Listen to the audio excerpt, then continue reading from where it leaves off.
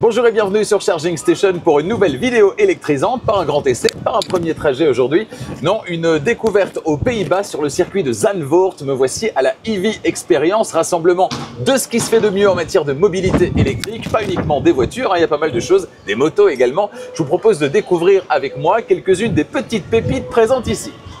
Premier arrêt sur le stand de Subaru avec ce véhicule qui arrive bientôt chez nous. Il s'agit, on l'a déjà vu lors de sa présentation internationale, du Uncharted, format plus petit que le Subaru Solterra.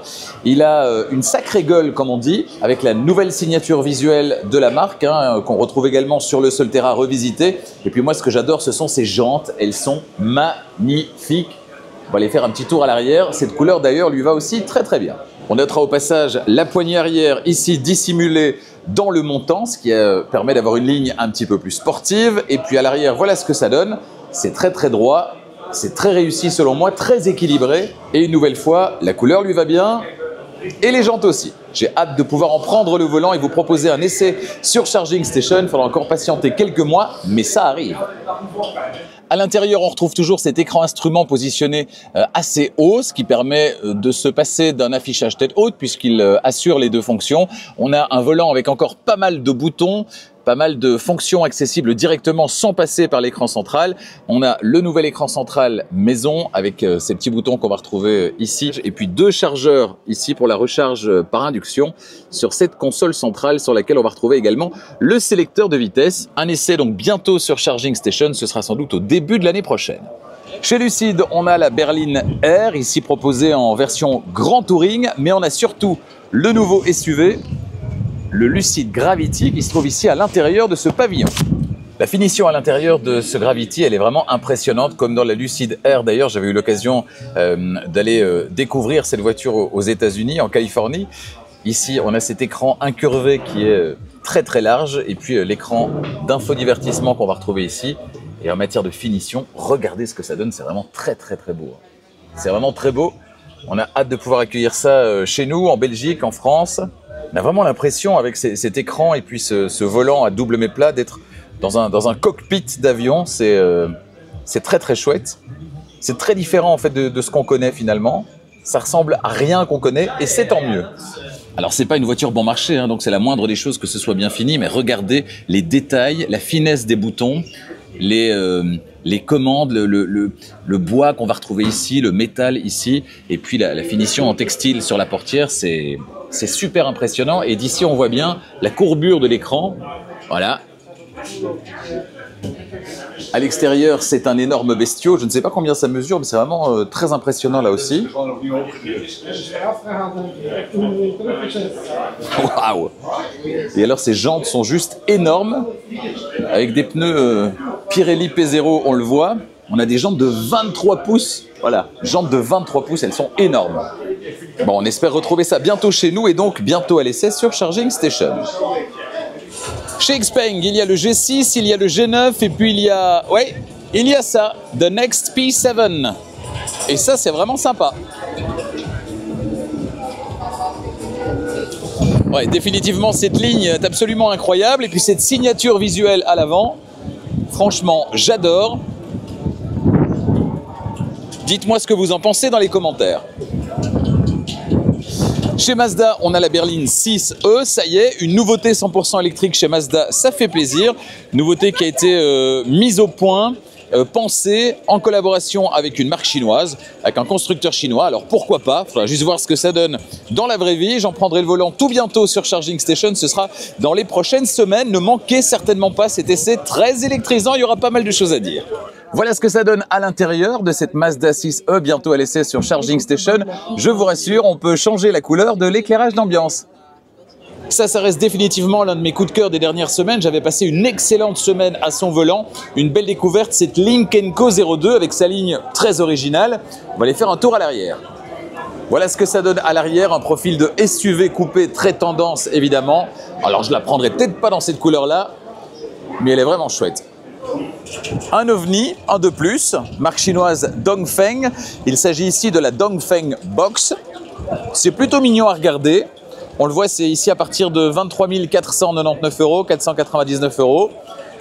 Et le constructeur annonce évidemment du 100% électrique, 310 km. beaucoup d'espace et du luxe. Un petit tour par l'arrière. C'est très équilibré également et ça ressemble à un petit mélange de plein de choses qu'on connaît et qui fonctionnent bien. Ils ont su s'inspirer des meilleurs, on dirait. Et le luxe à la chinoise, eh ben ça donne ça, des petites parties matelassées ici, un petit peu kitschun, mais c'est sympathique. Ici, c'est du plastique dur en partie supérieure. L'écran, par contre, je trouve ça bien fait. Alors, vous voyez pas grand-chose avec les reflets, mais il y a un petit animal ici, un petit chat. C'est plutôt agréable. Les icônes sont plutôt élégantes et on a un tout petit écran derrière le volant. Un volant avec un double mais plat, des petites touches ici. Et de nouveau, un côté matelassé ici, sur la portière. Cela dit, ça présente bien. Outre le côté matelassé qui fait un peu kitschou, ça présente bien. C'est proposé à un prix très très correct. Donc ça pourrait se faire une petite place au soleil. Vous voyez des petits détails par exemple, c'est ici, on a une prise USB-A et pas une prise USB-C qu'on aurait préféré évidemment. Mais on a ici de la recharge par induction avec ventilation s'il vous plaît. Et la surface ici est très agréable au toucher. C'est un petit peu velours et on peut retirer ça évidemment pour le nettoyer plus facilement. Allez, c'est pas mal, c'est pas mal. Bon, on rigole, mais j'aimerais bien en prendre le volant quand même. Sur le très beau stand de Volvo, la Volvo ES90, ES90, que j'avais eu l'occasion de vous présenter lors de sa présentation internationale. On en avait fait le tour sur Charging Station. Elle est vraiment très élégante et elle sera laissée sur Charging Station avant la fin de l'année, je vous le promets. Voilà ce que ça donne à l'avant, un véhicule qui peut pas nier son appartenance à la famille Volvo, puisqu'on retrouve les traits du grand frère, le EX90, EX90, qui lui est dans le vent, là-bas à l'extérieur. À l'intérieur, avec cette finition ici, c'est vraiment très très beau, très très classe. On a évidemment des matières moussées, on a un peu de tissu également. Le grand écran positionné de manière verticale, ça, je suis pas fan, je préfère les écrans horizontaux. Une installation Bowers & Wilkins ici pour assurer la partie sonore, et puis on retrouve des éléments qu'on va retrouver chez Polestar également, notamment les commodos qu'on retrouve ici, et puis malheureusement ces touches tactiles ici. Alors il y a des petits repères au toucher, mais je suis pas fan de ces petites touches ici. J'aurais préféré des vraies touches plutôt que cet élément en piano black, et cette très originale poignée pour refermer la portière. Ah, j'ai hâte de vous proposer cet essai. Hello! Beaucoup de monde chez Kia avec le V4 qu'on distingue à peu près là-bas derrière. Le V4 qu'on a déjà essayé sur Charging Station. Très chouette véhicule d'ailleurs. Et puis ici, le V5, le grand frère de le V3 qui sera bientôt à l'essai également. C'est dans 3 semaines, je pense. Qui est un joli bestiau quand même. La taille, il est quand même assez massif, ce EV5. On verra ce que ça donne sur la route pendant 1 semaine, très bientôt. À l'intérieur, pas de surprise. On est bien sur la présentation actuelle qu'on retrouve chez Kia, avec ce double écran central, avec ses commandes quand même qu'on va retrouver sur la console centrale, sur le volant, sur les portières également. Et puis cette qualité de présentation intérieure qui est vraiment sympa, même si on a affaire ici à un modèle de pré-série, on n'est pas encore sur un modèle définitif. On essaiera bien sûr un modèle définitif dans quelques semaines.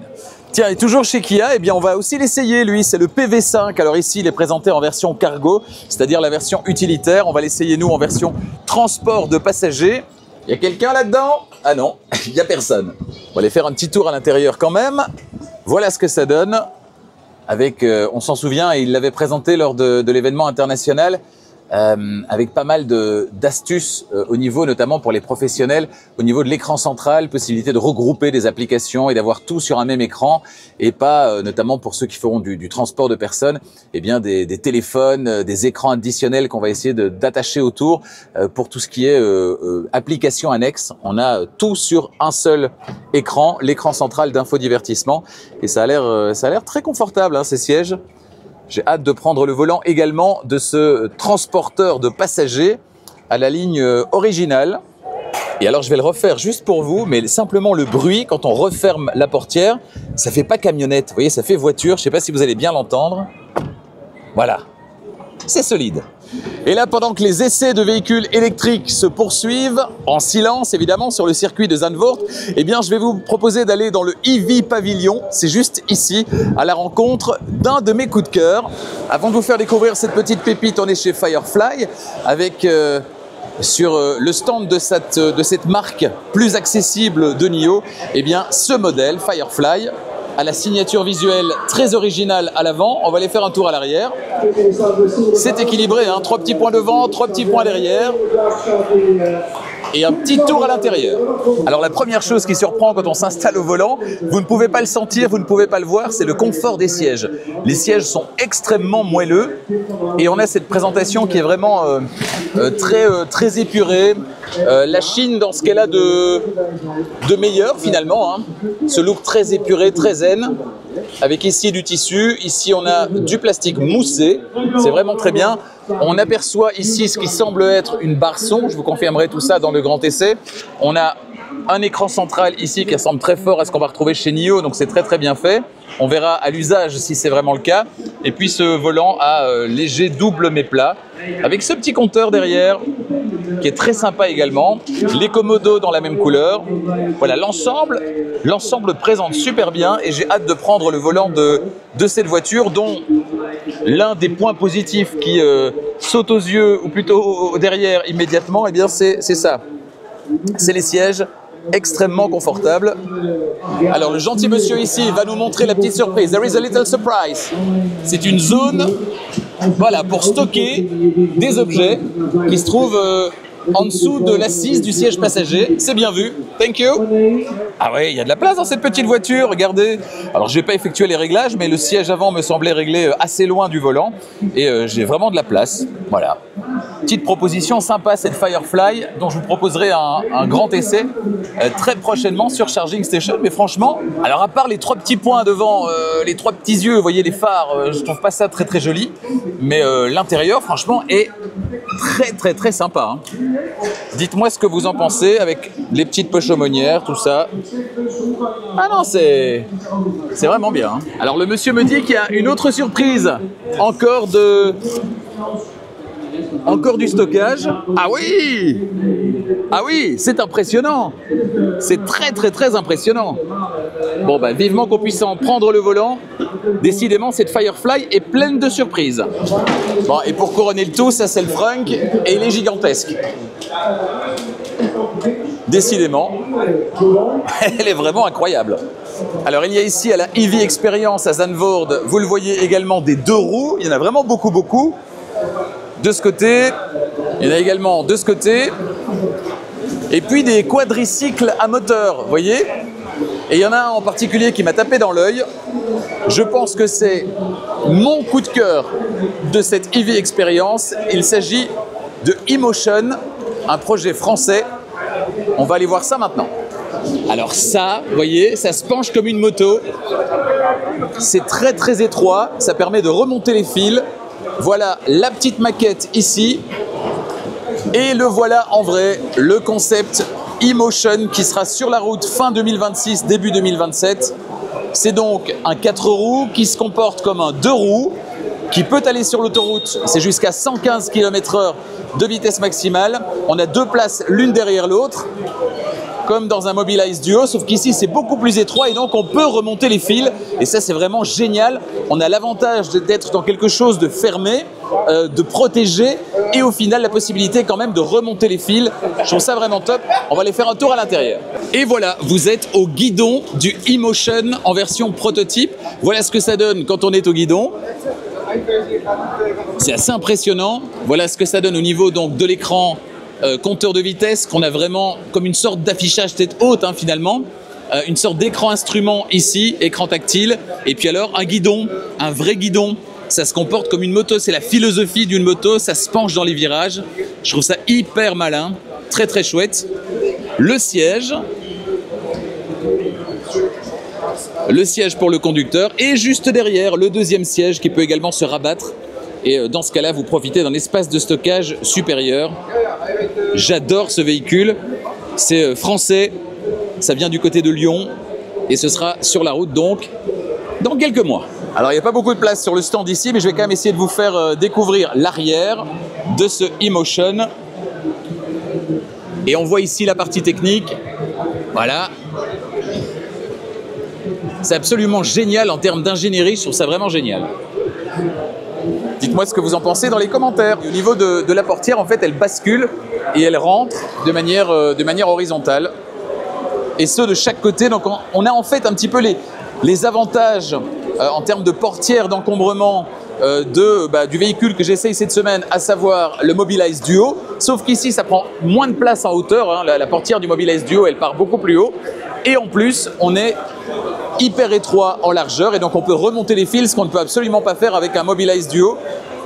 Et vous voyez ce qu'on pense être une calandre ici, en fait est une partie transparente depuis l'intérieur, et donc on voit très très bien si un enfant ou un animal traverse juste devant, on le voit très très bien.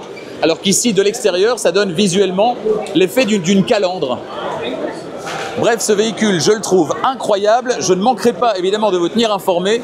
Si vous voulez plus d'infos, ben voilà comment ça s'appelle, c'est eMotion. Et voilà les petites infos et le site internet. Voilà, c'est déjà la fin de ma petite visite ici à Zandvoort, aux Pays-Bas, dans le cadre de la EV Experience. Dites-moi si vous avez aimé ce petit format. Est-ce que vous voulez d'autres vidéos découvertes comme celle-ci? Moi, j'ai découvert pas mal de chouettes choses ici. Si je dois parler de mes coups de cœur d'aujourd'hui, ce sera évidemment le eMotion, ce véhicule à 4 roues qui se conduit comme une moto, qui remonte les fils, qui prend l'autoroute. Bref, il n'y a que des avantages sur papier en tout cas.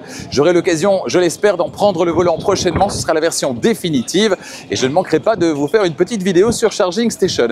Autre chose qui m'a impressionné aujourd'hui, la qualité du Lucid Gravity, la qualité de la présentation intérieure. C'est un peu un ovni en termes de présentation intérieure. C'est très très beau, très luxueux, très cher aussi. Lucid qui débarque bientôt, entre autres, en Belgique. On aura l'occasion là aussi d'en prendre le volant. Et puis, au rayon des plus accessibles, il y a la Firefly. La Firefly, franchement, j'ai été très agréablement surpris en m'installant tout à l'heure à l'intérieur, en la découvrant. Les espaces de rangement que le monsieur nous a fait découvrir, c'est très très malin. Là aussi, ce sera beaucoup plus concret du coup, parce que là, j'en prendrai le volant dans les prochaines semaines sur Charging Station. Merci de votre fidélité. Si vous avez aimé cette vidéo, n'hésitez pas à mettre un petit pouce, ça fait plaisir. N'hésitez pas à la partager également, ça aide à faire grandir la chaîne. Et puis, n'hésitez pas à vous abonner à Charging Station si ce n'est pas déjà fait. Et n'oubliez pas d'activer la clochette des notifications pour être prévenu dès qu'une nouvelle vidéo électrisante est disponible. À bientôt.